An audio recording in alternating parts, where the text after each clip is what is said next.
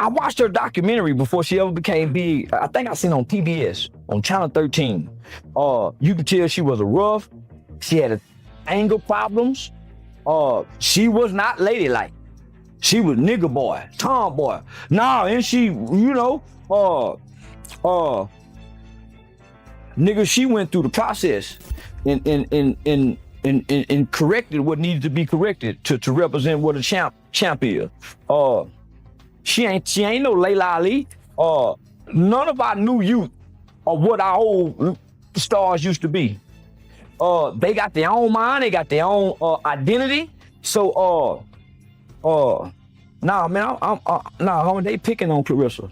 And can't nobody whoop her. So Charleston White didn't come to fight.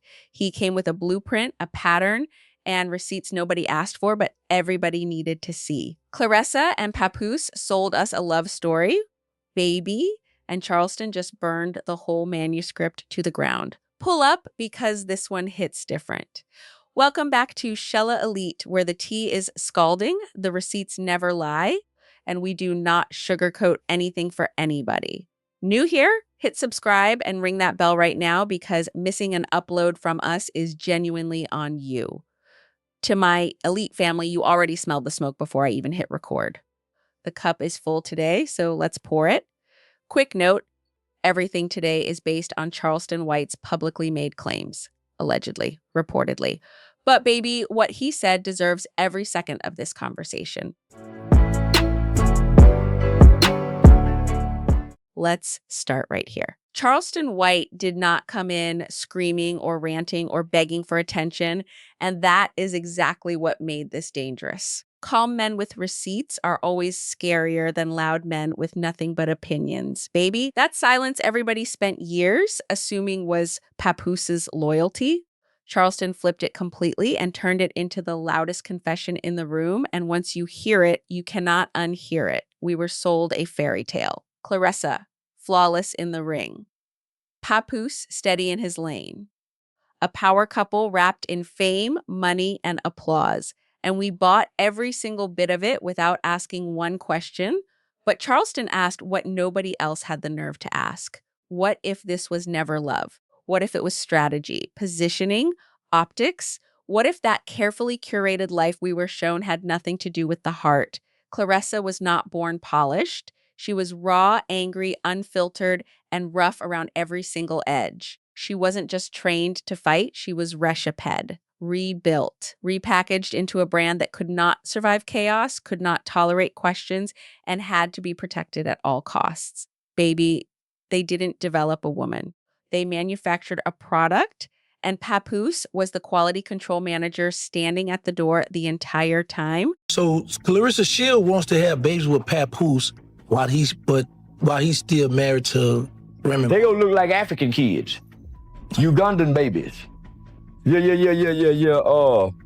They ain't gonna know if them babies Nigerian, Jamaican, or Haitian. But they gonna have some pretty chocolate skin. And don't know if their hair gonna be too straight or wavy. They may have African hair. But they sure gonna be nigga kid.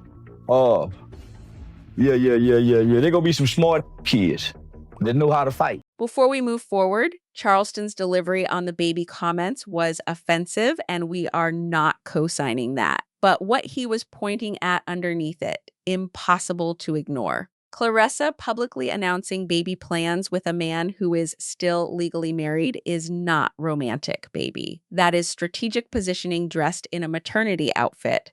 Charleston called it exactly what it is. Behind every boxing victory, every highlight reel, every red carpet moment, other forces were moving quietly in the background. Money, influence, control, power, and right in the middle of it all was Papoose.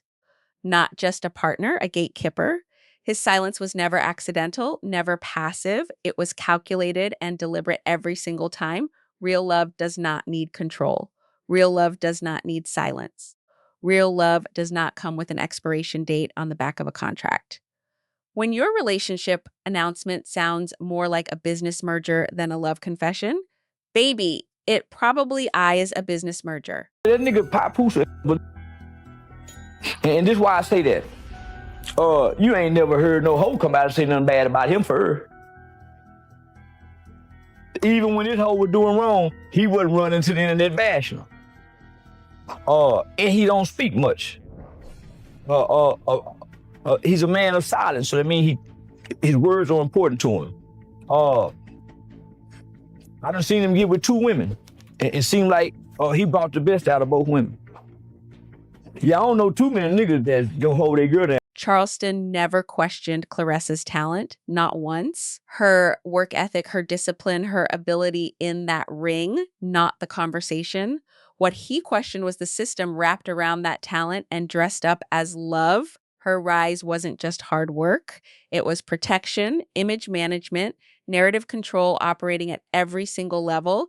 The public saw a fighter. What we were never meant to see was how carefully everything around her was being controlled. So Papoose gets completely reframed.